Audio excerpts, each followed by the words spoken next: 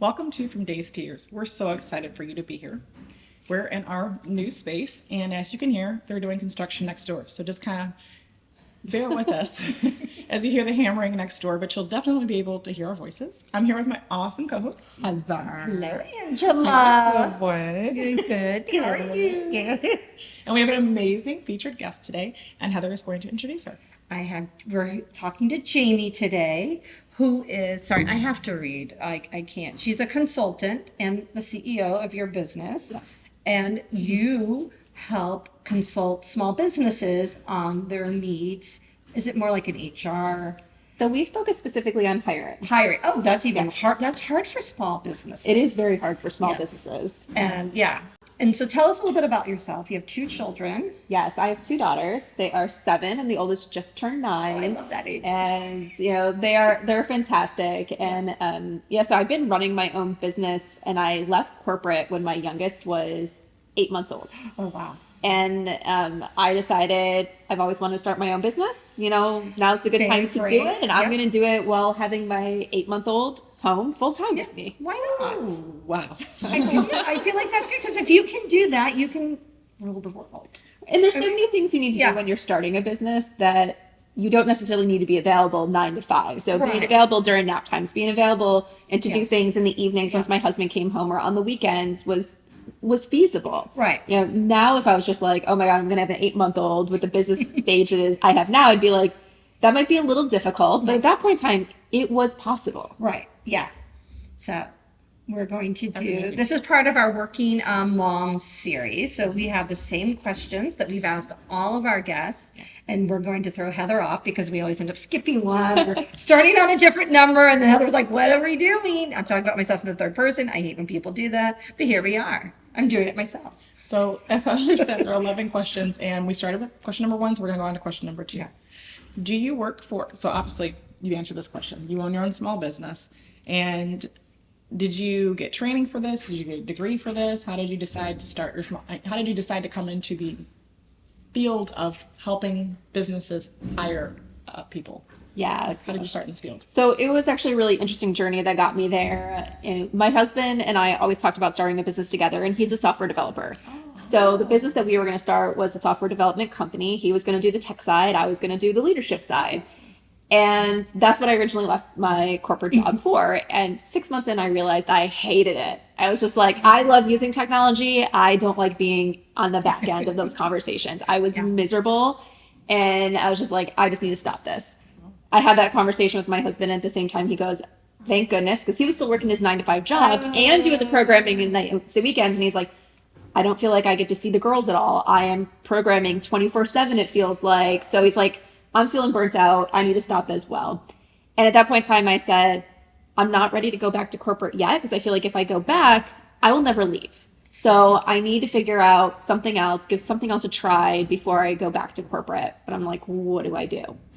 And the company that I had left, they kept me on as a consultant for 6 months, and I was just doing some leadership consulting. And I realized I really liked that. I really liked leadership consulting. The one project was helping a first-time manager transition from being an individual contributor to a manager. Because just because you're good at what you do does not mean you're good at leading other people doing that work. Right.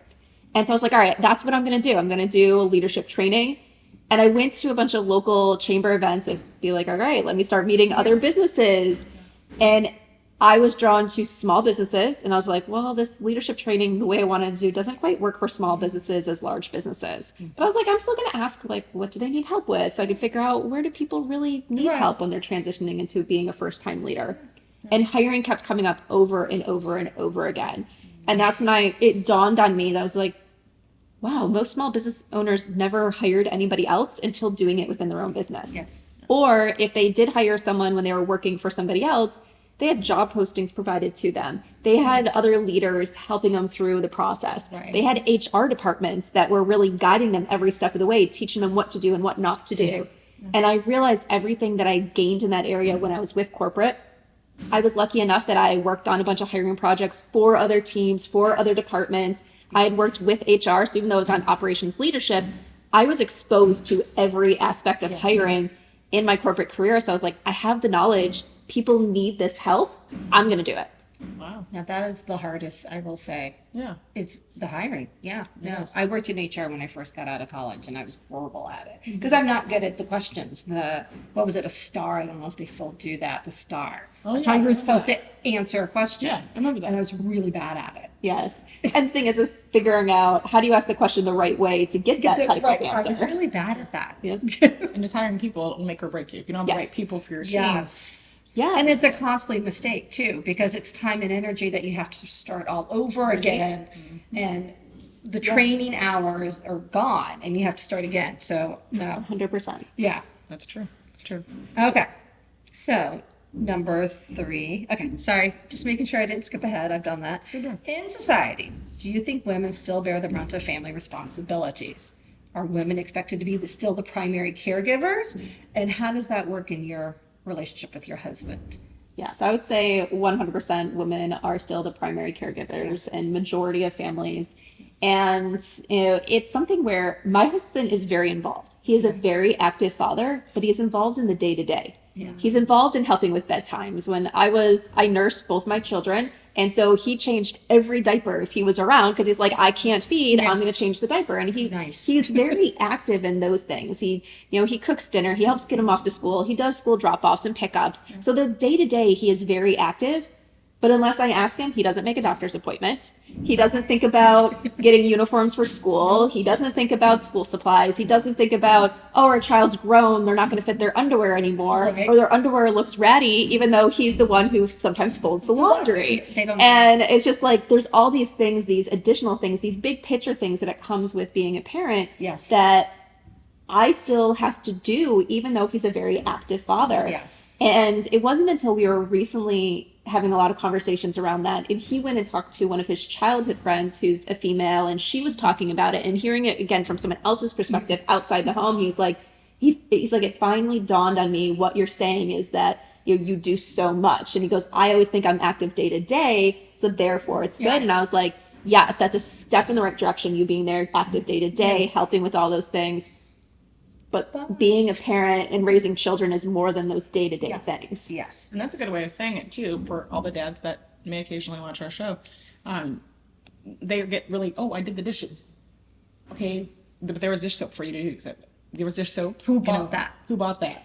Who they're cleaned all- the Who dishwasher? cleaned the dishwasher? Yeah. You have to clean the dishwasher every month or every week. I mean, there's all these small parts that make Yeah. the big picture. So that's a perfect way of saying that, and we've never talked about that before. Yeah. No. Yeah. That's amazing. Yeah. So, and this goes back to our next question, or goes to our next question. How do you balance work life with family, school projects? Oh, forgot my homework. Mom, can you bring it? Or Dad, can you bring it? And all of a sudden you have to, go out of town for 24 hours and the children are sick. How do you balance those life moments? Yeah, so it's definitely really helps that I do have an active partner that helps with a lot of the things the day to day. So when I do have to travel or go out of town, I know that he's right in there to Right. pick up things.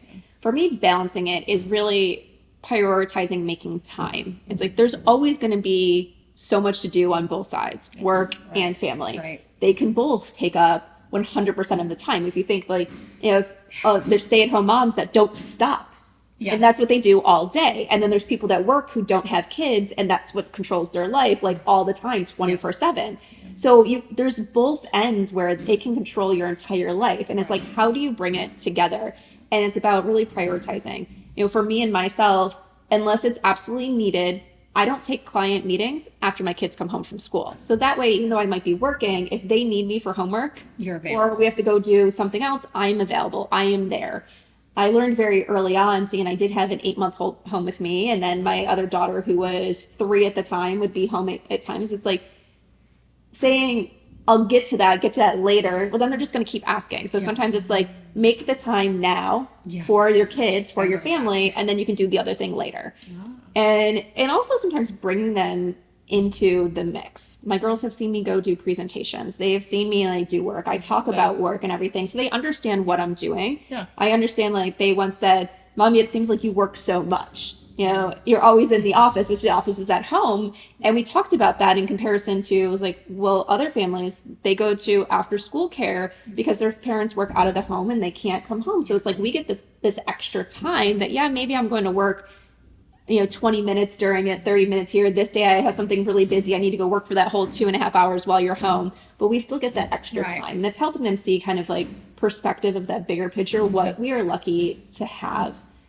The other thing that is, someone said it to me, and I think it's so important, it really resonated, is nobody needs to know why you're not available. I remember that. Yeah, somebody was like, "Why do you give a reason?" I love that. Yeah, Yeah. because now when I'm sending a text like why I can't do something, I'm always this, and then I'm like, "But it's none of their business. First of all, why I can't do it. I'm just not available." Yeah. But I think as women, we feel like we need to justify why Yes, we're that's not right. available. Yeah. It's so for me, every day on my calendar is blocked off from 3 to 3:30 to go get the kids from school. I'm just not available. You Yes. don't need Yeah. to know that No. I'm picking up my kids if you're trying to schedule a meeting with Yes. me. Yeah. I don't tell people that I don't book meetings after 3 p.m. It's just, here's my availability Yeah. of when you can book a meeting with me. Yes. And it's like, it's a lot of those things when I'm working and hiring kind of like other people, contractors or vendors or stuff to work with for me, or if someone's going to come in, a maintenance person to do work on my house, they're telling me when they're available to come. Yeah. I'm not asking, well, what are you doing the rest of the time? Why can't you come on Tuesday? That's when I'm available. Yeah. And sometimes you have those conversations where you come to a mutually agreeable time, but you don't really care about the details when someone else is telling you their availability. Right. So it's like, we need to stop sometimes feeling guilty of saying, Yes. oh, I'm taking time for my family. Take that time for your family. Yes. You're not available to do work at that time. Yes. And things like that. It's like, even if you work, a 9 to 5 job, your boss doesn't need to know why you're not available after work hours. You're just not available. I try telling that to my husband all the time. Like he feels like he has to justify taking vacation. Yeah. No. Yeah. And now he works as a local government employee. I'm like, you really don't need to give them a reason. You are given this time off. You Take earn it. time, take it, and who cares what you're doing? If Yeah. you're sitting on the couch and doing nothing, great. Yes. If you're going off on vacation and having full days, great. Yes. Like, it doesn't matter. It's your time. You Right. earned it. Stop trying to justify why you're not available, and talk And to I people do about feel when like you this are. is an American thing too, because Is it? yeah, because our family in England and New Zealand, they just take off. They take off the whole month of August, and that's that. And The whole month? they take about 2 or 3 weeks in August. There's a lot of countries like they have long vacations. and Entire nobody companies will justifies- shut down for And nobody for justifies, a few weeks. or they close the whole week between Christmas and New Year's. Because everybody wants it off. We want to just shut down. I think they used to do that a long Yeah. time ago. They would shut down. My between husband's old Thanksgiving and employer Christmas. did. He had off from the 24th was his first day. He didn't go back until whenever the day after New Year's. It was paid. And it's so nice when you have a lot of employees that have children, because schools are closed during that. Right. So it allows them that opportunity of, you don't have to stress to find childcare. You don't have to Yes. figure out, what am I going to do? Where am I going to find the money to send kids Yes. to camp for a week? Yes. Are there camps? Like Yes. here where we live in the Tampa Bay area, there's camps every time a child's out of school. Yeah. I'm from the middle of nowhere, New York. There were not Yeah. at those things. Like, Yeah. so you had to hope that there was someone that could stay home with the kids or adjust Right. schedules or trade with other parents. Yes. And it's difficult in certain locations. Yes, I agree. I do. And it was interesting because my husband worked for a very male dominated, it was a lot of engineers. So it was more male. So it was interesting to me that they had always had that off. And they're like a 55-year-old company. So I wish we did more things like that. I think now it was such a nowadays- nice as a family too, because we just planned things. We did things. Now we talk more about mental health in the workplace Yeah. and in school and all that kind of stuff, but we have no time. There's no time. There's no time. We're doing too many things. Like in the last episode, I said, yes, my addiction is I'm overcommitted. That's my addiction. I commit way too much. It's true. It's true. Yeah. But like on my grandparents' day, they definitely had more time off from work. From, Yes. I don't know about school, but from work. Like there were more holidays. Yes. There was more, they had time to kind of breathe and hang out with family. Yeah, they worked hard, but they also emphasized that whole Yeah. family thing. I Now hate it's saying just- played hard, but they did. They did They play rested hard. They They rested regrouped hard. Yes. Yeah. Well, because I even feel like it's not even because I was saying how I allow my kids to take like one mental health. First, I try to have 2 mental health days, and then we're high school, middle school now. It's stressful. So if it works out, if the cards and stars all align, I try to give them 1 a quarter. Yeah. And that's not a valid excuse in our school district. Really? So I have to, yeah. and say, well, but I say that they're sick, that they were sick. Yeah. And that's what it is. We're resetting their bodies and their batteries by letting them sleep in a little late, relaxing. And sometimes my son still does homework. Yeah. Because he'll go, oh, well, if I do it now, then I don't have to do it next week. Yeah. And it just works. Yeah, and I think that's important. Like, I feel like sometimes at school, we teach our children perfect attendance is the Yes. only thing. And it's Yes. like, so then they go into work and they're like, I can't take vacation. I can't take a sick day Yes. because perfect attendance matters. And it's like, perfect attendance shouldn't matter more than the Shouldn't. individual person. No. So, I tell my girls that all the time. And so they're like, well, I'm not really feeling great, but I can go to school. I'll be fine. I was just like, no, stay home. You have to take care of yourself and take care of your body. Yes. Yes, no, my daughter's already pushing it because there's only 2 weeks left, and she's already going, well, I don't need to go to school the next 2 weeks, do I? I'm like, no, actually, yeah, you do. It's ninth grade, and there are finals. When we get to the last 2 days of school, we'll revisit. But last year, her teachers didn't even show up the last week of school, and she had to go. Physically didn't show up? They didn't physically show up. I don't know where they were, but she went to her first period, and the door was locked. So she had to go to her friend's classroom, and then after going to second period, the teacher wasn't around. It was just an empty classroom. She finally just said, can you just come pick me up? Like, Wow. And she wanted to be at school in 8th grade. Now she's counting, hoping this is Gonna how. drink my tea on that one. Yeah, I know. That's I don't know what was Interesting. going on. It was very interesting. I was like, wait, what? Because I tried to sign her out after her promotion ceremony. She's like, no, I have to go back to class. Oh, okay. Wow. Good for you. Your brother was like, yes, sign me out. Take me to lunch. Wow. Yeah. So, okay. Am I next? Yes. Yes, I am next. Sorry, guys. I get all into this and then I forget what we're doing. Okay. What do you think about extended family support? Is it a help? Is it a hindrance? Do you have a network of babysitters or friends or other families that you trade, time off? Yeah, so we don't do a whole lot of trading with other families, and that's mostly because we have a pretty great situation. Yeah. My parents are snowbirds, and when they're in town, they're actually our neighbors. Oh, fantastic. So the kids are constantly going over there. So it is. Wonderful. So it works out well. So the girls will go over there a lot after school. They'll go Nice. over like on the weekends. My parents have the pool, so they'll be like, we're going to go over to grandma's and go swimming. Yeah. And when we need a sitter, most of the time they're there and available. So we've always been really lucky That's with that. very nice. Now that our girls are somewhat older and everything, we are kind of making other parents know that we're available. One of the girls that my daughter became friends with this year, single mom. No dad around, not even living separately. My daughter stayed the night over at their house this last weekend, and she's like, can you take my kids for a few hours the next day so I can get some, personal time? And we're just like, yes, definitely. And letting her know, like, I'm there. Like, anytime you need a break, call me up. So it is making sure you're available. Like, we've been lucky that we always have like family. We have other family around if my parents aren't there that can sometimes jump in and watch the girls. So we've been really lucky there, but trying to extend that. And I think it's so important. So important because we all need that. Yeah. We all, my husband used to travel a whole lot, and me and my friends used to go, oh, well, hey, do you just want to bring the kids over? And my husband will watch and we'll go have dinner. Like, and that's, sorry, honey, sorry, whoever, husband. But it was great because he just would plop them down in front of the TV, pop some popcorn. They had a great time. He did what he wanted to do, and we got to have dinner. But it was such a great little network that we had. Yeah. So, I think you have to make that and reach out because it's important. You have to make the network like what you need, because like one of my really good friends, she has no family in the area, and her husband travels a lot. So she's made really good friends with other people who have kids around the same age, and they just to trade off. Like one will watch the kids while the other one goes out and does something while the husband's traveling, and vice versa, because you need somebody in your network. It really helps. It helps you get that break. It does. And sometimes even when my husband was gone, it's like, oh yeah, just bring the kids over. They'll entertain themselves, and I'll just sit here and read a book while they're doing what they're doing. And it's just as nice of a break for me because I'm not entertaining my own 2 kids. Yep. So That's actually one thing that really worked.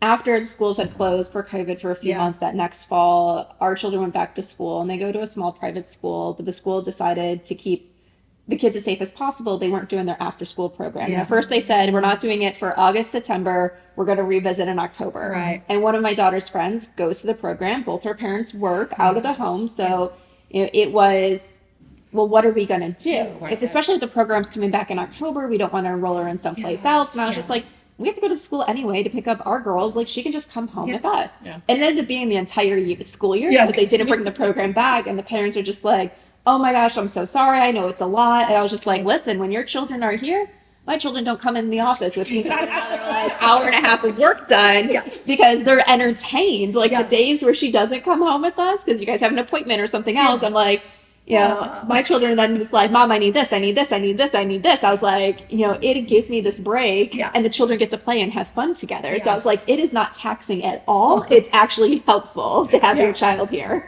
That's funny. We always talk, so we talk a lot about villages. Villages. And so you call it networking or network, which is network village. It's the Same thing. Fantastic. The other thing I like that she said too, we haven't talked about that before, is making sure you recognize a need that someone might have. Right. And so you want to make sure you're not just taking all the time, but you're giving. And you did that for 2 families. Yes. You're able to give them something in return. You got something you didn't even know you were going to get. Yeah. You got playmates for your kids. Yep. So you can Yeah. get that For them. Yep. Yep. So even when Exactly. you give something and you think you're being selfless, which you were, and it's awesome. Yeah. But you got something in return too. Yes. Yes. I love it. Yeah. Question number 5. No, My phone. So today we're 6. using phones. That's question number 6. We're using phones today because we were going to use the computer, but we decided to use a question on our phones. And my phone is blowing up. People keep calling and texting me, so I'm trying to look at the questions, and they're just. I don't know how you turn off text messages. I don't know. Oh, you have to do your focus. Sorry, I'll show you. I got to figure out how to do that. What do you think about extended family support? We already did that. Number 6. Number 6. And she told me number 6, and I still read number 5. Because we don't usually. I think we flipped ourselves again. We did. And I'm gonna do number 6. Here we go. Do you create boundaries? And if so, are they constantly moved or are they rock solid? Are they firm?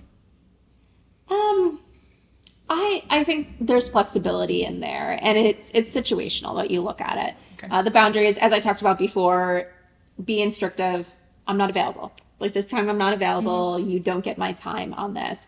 I go through at the beginning of the year and I block my calendar for every day that the kids are out of school for the entire year, except summer. But every day, like during the school year, including spring break, winter break, everything else that they're out for an entire week, Thanksgiving break, like that entire week is blocked off on my work calendar. You cannot schedule a meeting with me until I decide really the week before when I'm going to be available. Right. And then it's little buckets of time. And that's the only time I'm available. With the kids and everything in the home, it's making it clear that there's times where I have to go into the office and I have to work even though you're home. Yep. Here's what you can do during that time. Here's how you can entertain yourself, and just really being clear of this is why I need the space at this time. This is why you can't come into the office, and things like that. And I think boundaries are important because and you have to communicate them. So if you don't communicate them, no one's gonna abide by your boundary because they don't know it exists. And then you get frustrated, and then you're like, "Oh my gosh, you're keep interrupting me," but you never told anyone not to interrupt you. So I think the boundaries are super important. Yeah, I like that. Communicating your expectations works in a marriage too. Just saying. it does. Just saying. They can't read our minds as much as we think they should be able to. And I think what you brought up, the marriage, is running my own business, or sometimes you run your own business, it can seem like a 24/7 job, like that there's always something going on. And it's like even setting boundaries of, I have 2 cell phones, one's work, one's personal, so I can leave business in the office. If I'm not working, I don't see my client text messages. I don't see my client emails. I don't even see the apps that I use for work. So smart. And people are like, but you carry on 2 cell phones. I was like, well, I only carry on 2 cell phones during business hours. And then one for my family to get in touch with me and stuff. And then one for work. And the one stays in the office. I don't look at it on the weekends. I don't look at it when I'm not working.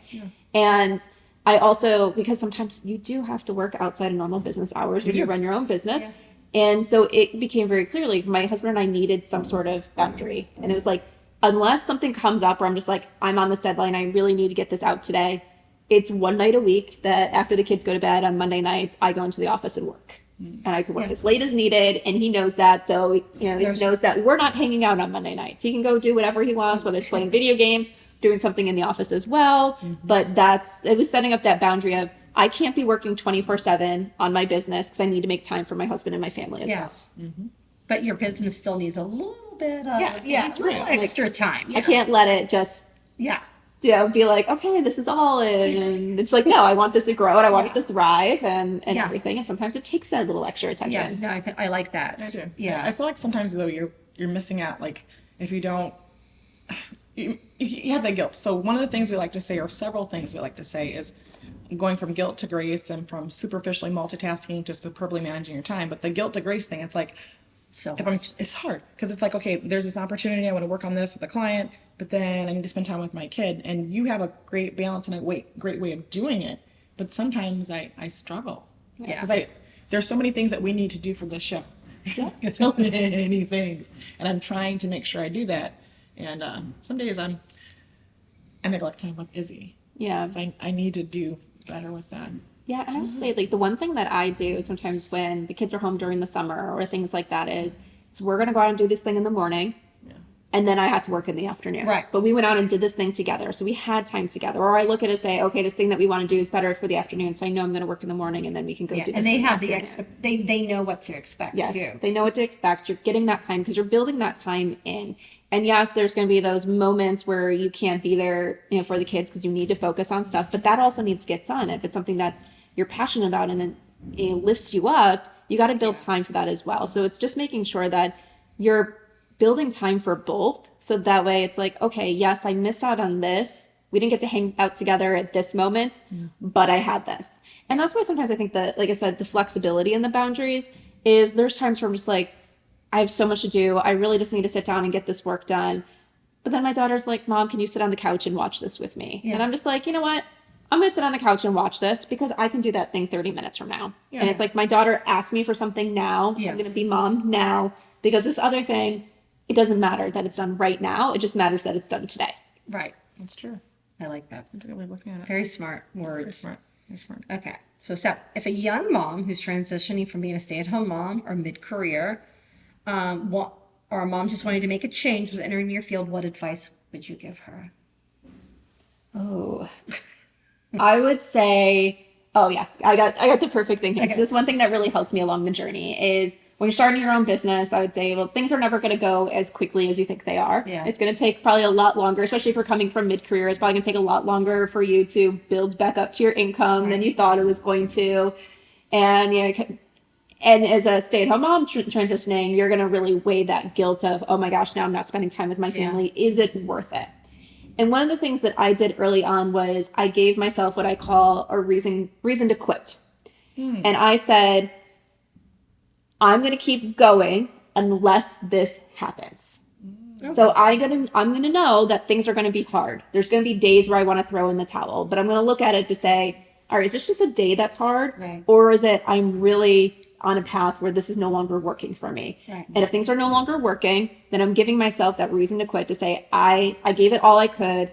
I need to step back. If I haven't reached that, I'm going to keep going and keep going.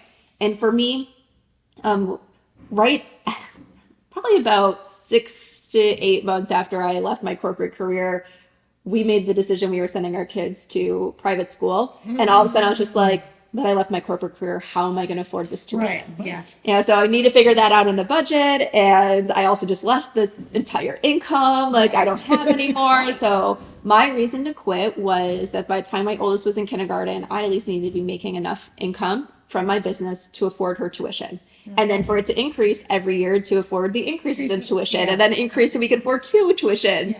Yes. And so even on the hard times, I was like, it was a hard month. It was a difficult month, but I still made enough to cover tuition. And that's the minimum I need to do. So I'm going to keep going. Yes, things are difficult at times, but keep going. Yeah. And then I would know if I didn't reach that, I was like, okay, I'm now hurting my family by continuing to go at this. Now it's time to revisit things and look at something else. Yes. I love I that. like that. That was a very clear goal too. Yes. Like this is what, it was not a, how am I going to interpret this? Because I really don't want to quit, but, or I want to quit. It was a goal that it was a realistic goal. Yeah. It was a goal that, can it be attainable? Yes. And you monetized it as well. And you gave it a time frame.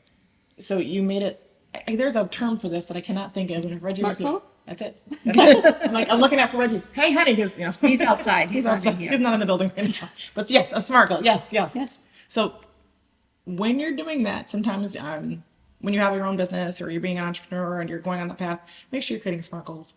Yes. I like, Yep. yeah. But the thing is, I think one of it is that they're attainable and reasonable and everything. I Yes. could have said, my goal, my reason to quit is if I'm not making my corporate income by this time. And it's like, it takes a while to get there. That's it. That was a big number. It was a big goal. And it says, But do I really need that number right now? No, this is what I actually need. This is the more attainable, realistic number that says keep going. Yeah. Did I want to replace my corporate income? Yes, Well, yeah. definitely. Did I want to surpass it? Absolutely. Yeah. But that wasn't the bare minimum of what I needed. Yes. That makes sense. Yes. So I'm gonna pull up the next one here.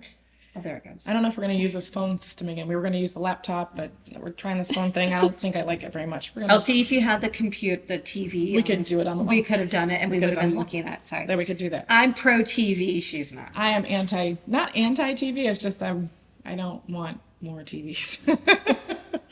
There's nothing wrong with TVs. Please don't send me messages about We're a TVs. huge TV family. I own saying. that. So I'm with you. We're not a big TV family. So. Of course, the kids make it up with their iPads. So, Yes, she has but Yeah. a tablet, and she does use it. When you have a moment or moments of self-doubt, self-defeating thoughts, or negative messages coming at you, how do you keep going, and what inspires you? I look at my successes. Yeah. And I feel like sometimes they're really hard to see. And it was actually my husband that made me realize some of the successes that I was having. And I was just like, oh, this didn't work out. And he goes, well, look at everything that you have done. Yeah, look at these clients that you've signed. Look at this. Yeah. And I was just like, oh yeah. And sometimes like when we're on this path, it's like you get things done and you're doing things. And it's just like, well, I just have to get it done. I have to get it done. I have to get it done. And then you let those like failures kind of like stick out to you and you're like, well, that didn't go my way. And it's just like, but look at everything that you did. Yeah. And just because it doesn't stand out to you as a success doesn't mean it's not a success. And it's taken a minute to sit back and really look at things of what you've accomplished to get to where you are. Yes.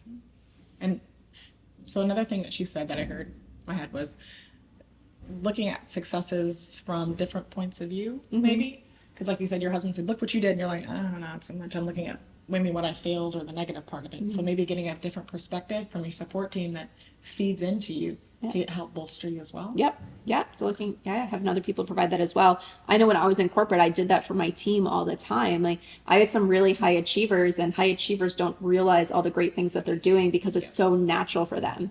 And I had to take a step back with them and say, you achieved all this. And I'm like, yeah, but I was supposed to. I was like, no. This is what you were supposed to be doing. This is what you did. Yep. You know, you're doing more than you were really hired to do. These are the things you achieved. And they're like, oh, well, I just did it because. I was like, yeah, you do it because, but it's still a success. You're still achieving. And, so it's like, yeah, sometimes you need that outside perspective because you just do. Right. Now I live with two people like that in my house. Type A personalities? Oh yeah. That's me. My husband and my daughter. It's I'm a really type A hard person. to go. Yeah. Like just stop. Okay. Because I know we need to get the time going. I just saw that. Okay. Are you led by guilt or grace? So do you give yourself and your family time to make mistakes? Are you learning to give you and your family grace? It's hard. That's hard. Ooh, that's hard. Especially at your kids' ages. It's really hard. Yeah. Oh, goodness. I know it's hard. Because I Yeah, really part's don't. like, I want really to don't. say grace. I want to, but there's sometimes that's, I would say the guilt probably.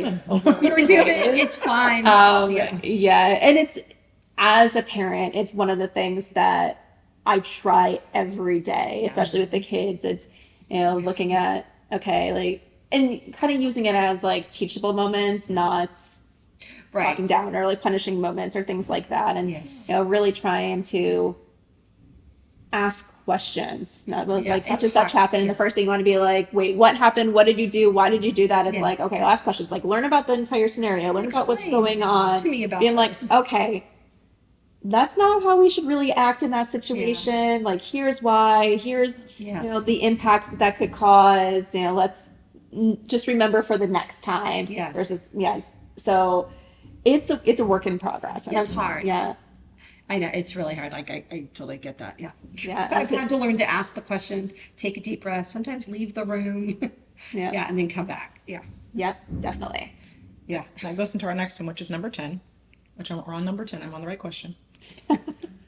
What is your woosah moment? And for people who don't know what woosah is, that's when you go, I call it relax, relate, release. When you just let it go. You don't worry about the kids. You don't worry about work. You just in your moment, honey. Just vibing. I guess that's the word now. Vibing with your moment. I like that. Okay, let's tell me. I'm going to say that instead of Vibing. Vibing with your moment. Is it something you plan? Or is it something your body says, okay, I'm shutting down now unless you take a spa day, or I'm shutting down now unless you take a nap? How do you Figure out when you will size. So I am really bad about planning that. I'm a person that goes. You know, so I'm the type of person that says, like, you know, there's this whole like Netflix and chill movement that went on, and I'm like, Yeah, I who missed that. has time to do that? To sit on the couch all day and watch like a binge a series? I'm just like, wait, what? Like, We because schedule that's- it. We schedule But that's it. the thing. Like, I'm the person that, like, if I'm gonna do a day where I don't do anything, it's on the calendar, and that day is like blocked out. And my husband's like, "Well, how is that relaxing when you plan your relaxing days?" And I was like, "But that's what I need." Yeah. And I just started getting into this the end of last year, and I was lucky that I had a trip plans at the beginning of this year. So it's kind of working out to be once a quarter, where I am planning kind of a little retreat, a self-care retreat. Nice. Go get at least one night, if not two, at a hotel by myself, away from the kids, away from everything, to just focus on me and just relax and take that moment. Yes. Because I know I don't take those moments a lot at home. Yeah. There's always something to do. There's always a need that the kids have or some home project to work on that if I really need to take a break, I need to get out of my home to do it. Yes. It's even like I'm not always the best at it, but just sometimes getting up and going on a walk around the neighborhood to just be, once again, get out of the house, get away from the desk and things like that, to just disconnect. That makes sense. I agree. It's hard though. It's so hard as moms. I think it's hard. I feel like dads can do it a little bit easier and not have they the can. guilt. Yeah. But moms, we just feel like if we're not working, then we need to be doing this. Yep. Yeah, it's like Yeah. the whole list of projects Yep. needs to get done, and I'm going to do it because Yep. otherwise it doesn't get done. Yep. That's true. That's absolutely true. That's absolutely true. And we have one more. Okay. And if you had to sum up being a mom that works outside of the home in one word or phrase, what would that be? Oh goodness. It's hard. I would say the word that immediately came to mind is pressure. Yeah. Ooh. Yeah. Yeah, I Yeah. feel like there's just so much pressure being a working mom, whether it's out of the home or even like myself who works from home, but still Yeah. like working in job is just so much pressure of you got to be everything. You've got to do like all that stuff. It's like, you know, when we started working a lot more instead of just being home with the kids all this time, it was like no one really took that other work off your plate. As we talked Right. about, like the moms are still the primary caregivers. We still have so much that we do and we're responsible for, because if we don't do it, no one does. That's Like, right. okay, yeah, who buys the dish soap? Okay, me, because I noticed it was getting low and I bought it before we were empty. Right. And things like that. And so now we just added this additional layer. And I think as a working mom, as a person who loves my career, who loves starting a business, like, and everything, I would never give up that side. But But it's like figuring out how do you balance everything? How do you get support and help with the pressure and everything? And I feel like that's one of the reasons why what I do, I feel like sometimes is so important, is I work with a lot of female business owners where I'm trying to teach them that you are not failing because you need to hire help in your business. Because Succeeding. because a lot of times we're just told you can, if you're a woman, you got to do it all in order to be seen as a success. You got to do it. You got to do it. Don't ask for help. Just keep going. Just keep going. And it's like, no, you reach a point because of the success that you can no longer do it Yes. all. And it's like flipping that script to say, this is a good moment that you can't do it all. You're not failing because you can't do it all, but sometimes we just put so much pressure on ourselves to do it all and not get the help and not get the Yes. support and not be sometimes more vocal, like even at home. It's like, I need you to do this, not Yes. because I can't, because we're both working parents. We're Yes. both in this together and everything. no, So, I agree. I agree. And I like that too. So again, whenever we have a Working Mom series, we ask the same 11 questions and we email them out so the moms have a chance to look at them, but no one's ever said pressure. This is the first time. No. How many moms have we interviewed for Working Mom series? A lot. I can't even remember. No one's ever said pressure. We all feel it, but no one's ever said Yeah, it. we do we're feel. afraid to say it. I think How so. can it's like that guilt of how can I say pressure? Because no, being a working mom is supposed to be great. It's supposed to be powerful, which it is. Yes. But you can still feel the pressure for something great and powerful. Yes, you can. Yes. Yes, you can. Oh, we've enjoyed our time. Well, before we leave, so your company, you work with mostly moms or you work with dads too? I want to make sure. So I Tell me a work little bit with more. I work with business owners. Okay. So majority of my clients end up being female. Okay. Majority of them end up being moms, but we're not specific with that. We work with business owners, teaching them to hire like a pro. Okay. So we help them identify what positions they really need in their organization, what that position really looks like, because they might need to do XYZ tasks, but what does it mean to be successful inside their particular organization? And then we help them find that person, whether it's providing them all the tools they need to find the person, or we do the recruiting for them. Yeah. So we really focus on getting that right person on their team. Most of our clients, it's that business owner that is saying, I'm finally realizing I have too much on my plate, so I need to create an entire new position in my organization. So we work a lot with those new positions that they're creating. What size businesses do you work with? We work with all size businesses that fall in the small business range. So we help people hire their very first team member. And in the largest client that we worked with a few organizations that had 200 people. That's awesome. So I love that you started out with an 8-month-old at home, Yeah. and now your children are much older, and so you're successful. You've hit those goals, your SMART goals, which are amazing. Yep. Yes. And then you're helping other moms do that too. You're not just showing them how to hire the right people, but also how to take the things that you learned about pressure and about balancing life with your kids and with your spouse or partner, and you're teaching them too. So it's like you're giving it forward, and I love that. Yeah. Yes. So thank you. We've enjoyed our time with Jamie and of course my co-host Heather. Oh, Angela. I can say we're co-hosts. Yes, and he is telling me because sometimes often forget. I forget. What are our social media channels that we want you to follow? Facebook, Instagram, TikTok, and our YouTube channel. And make sure you go to fromdaystoyears.com. We're also going to have Jamie's sites also on all of our social media accounts, and we'll be also plugging her or telling you all about her as well, because we want you to make sure you go to visit her business, support her business, ask her questions, see how you can plug in and help her as well. Thank you so much for coming and enjoying our show today, and share our program. Talk to you Thank later. you. Bye. Bye.